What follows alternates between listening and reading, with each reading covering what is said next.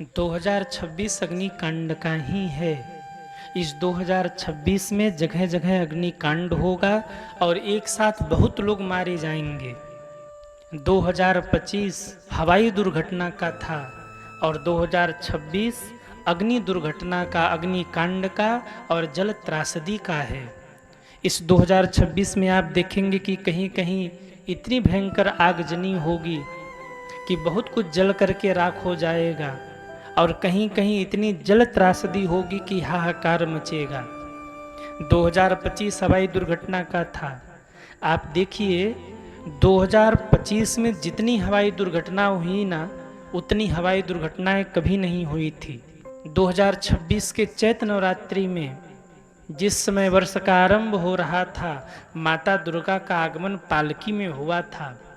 ज्योतिषी गणना के अनुसार, ज्ञानियों के अनुसार, और जिस वर्ष माता पालकी में आती है ना, उस वर्ष बड़ा उथल पुथल रहता है। तो इस वर्ष माता पालकी में आई हैं तो जगह जगह अग्निकांड होंगे, जगह जगह जल त्रासदी होगी।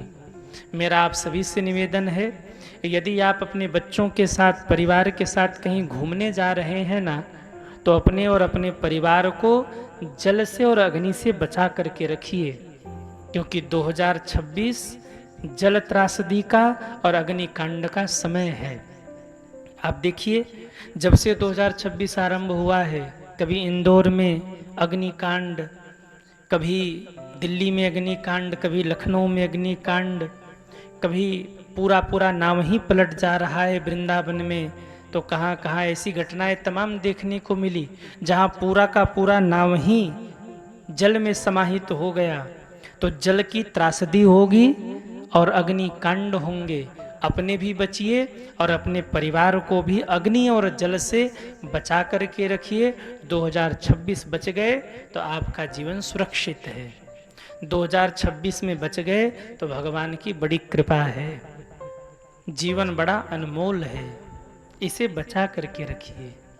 लखनऊ के अलीगंज में एक भीषण अग्निकांड हुआ, जिसमें कोचिंग सेंटर में पढ़ रहे तमाम बच्चे जल करके राख हो गए। उसी कोचिंग सेंटर के नीचे एक पेट शॉप भी था, जिसमें तमाम बेजुबान जीव इलाज के लिए आए हुए थे। उस अग्निकांड में वो सारे बेजुबान जीव जल करके समाप्त हो गए, कुछ बचे भी हैं। सज्जनों, घटना इतनी दर्दनाक हुई है कि आज हर व्यक्ति का मन दुखी है, पर कोई कुछ कर नहीं पा रहा है।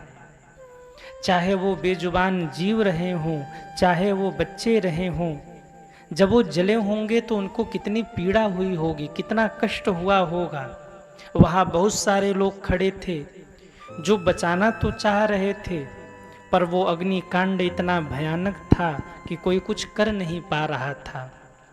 वो बच्चे जो अपने भविष्य में बहुत कुछ करना चाह रहे थे, जिसके लिए वो दिन रात मेहनत कर रहे थे, उन्हें क्या पता था कि ये अग्निकांड उनके जीवन को ले लेगा। घटना इतनी दुखद है, क्या बोलने कुछ समझ नहीं आ रहा है।